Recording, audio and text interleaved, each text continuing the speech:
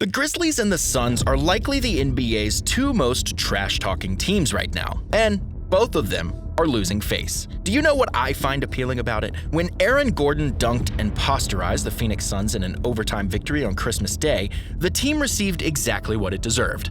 And believe me when I tell you that I could gush endlessly about how the Suns have been humiliated this season, but that's irrelevant since the Memphis Grizzlies are in town tonight. Now, before we move any further, make sure to subscribe to our channel Hoopscape and click the bell icon. Let's go back to March 2022, the beginning of the so-called Bad Blood feud, to start this story. When the Warriors faced the Grizzlies without any of their big three, they were brutally defeated. A loss is a loss, and the Grizzlies deserve praise for carrying out their obligation.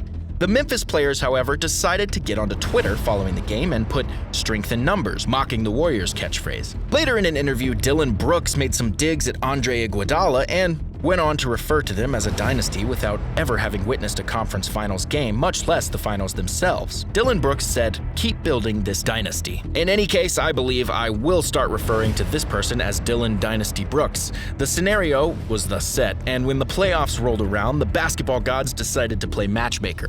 And as basketball fans, we all got what we wanted. The Warriors and Grizzlies would play each other in the second round of the 2022 playoffs. I immediately realized that Dillon Dynasty Brooks is playing the wrong sport, and my god, since he injured GP2 with a risky play, and then nearly injured Curry 2 with an equally risky play, the man ought to be competing in the UFC instead. There's a physical style of play, but that ain't it, and this is only the beginning. After that, Draymond Green received an elbow to the face, requiring stitches. Then John Morant yelled in Steph's face, "We're gonna have some fun," and he even led a chant that ended with the phrase, "Grizzlies in 7." Even while I'm still likely missing a lot more of Memphis's trash talking from that series, it's amusing to note that only 2 days after that incantation ceremony. For Grizzlies 7, the Grizzlies were eliminated significantly. We all know that John Morant was feeling this way, even if he was attempting to be cool about it.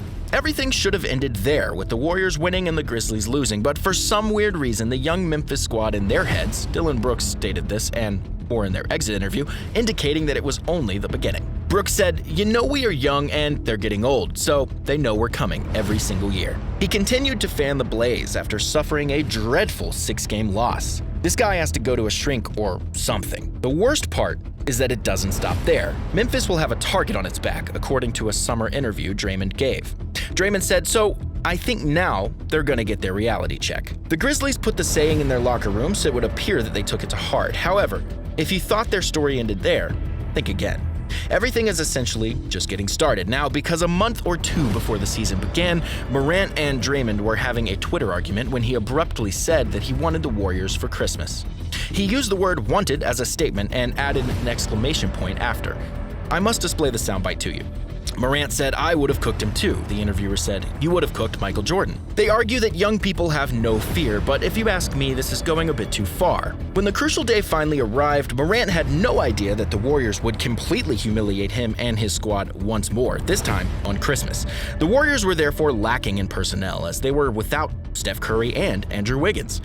They were without their top 2 players, while the Grizzlies were at full strength, and Jared Jackson Jr. claims that this is the meaning of strength in numbers. The situation was tense, and the scenario was set for Memphis to win easily this time. But instead, this is what happened. Dillon Dynasty Brooks is manning this pool. He fakes going right while doing a jab, then steps back to his left and launches for a tray from 25 feet away.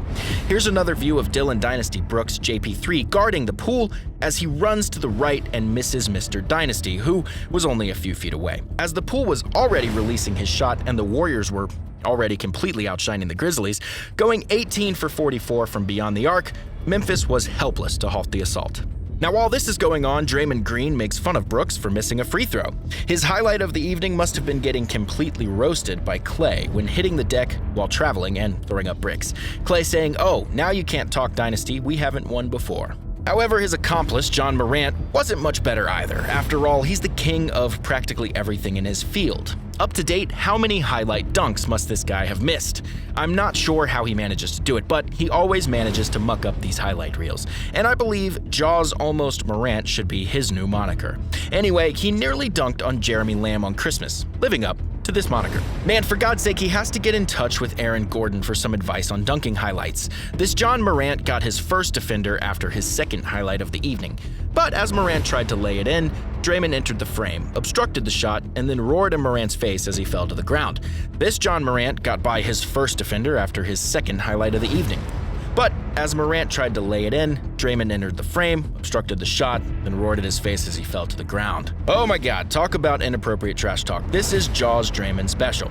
Let's now look at the box score to continue this discussion, since you'll be laughing. The Memphis Grizzlies have talked a lot, and they've had stuff on a chalkboard in their dressing room. Mr. Strength in Numbers, who had previously mentioned wanting the Warriors for Christmas, now has 5 personal fouls and a -3 ± rating. 7 of Desmond Bane's points come from the 3-point range. Dylan Dynasty Brooks scores a meager 13 points in a tie with Realm of the Warriors on 4 of 12 field goal attempts, 1 of 6 3-point attempts, 5 turnovers, and 5 personal fouls. For crying out loud, a player with a two-way deal had a productive 14 performance and outperformed Brooks.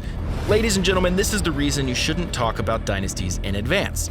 After the game, Klay Thompson referred to it as well. He said, "I was talking about dynasty, and all that you can't dynasty." However, Morant hit 2 for 10 attempts from 3-point range, made 6 turnovers, and had a -7 ± rating. If the officials had done their jobs and called him for all the double dribbles and traveling that he had been committing all night, he probably would have had even more turnovers. Finally, after everything that had happened over the previous year, here is how Memphis' story concluded. With fewer than 10 seconds left and a 13-point deficit, the player tried to show off with an alley-oop dunk, but ended up flinging the ball out of bounds. One of the most awful ways to end a game on Christmas. If you enjoyed this video, please leave a like and subscribe to our channel to stay updated with all the interesting, informative topics coming to the future. Until next time, we'll see you in the next video.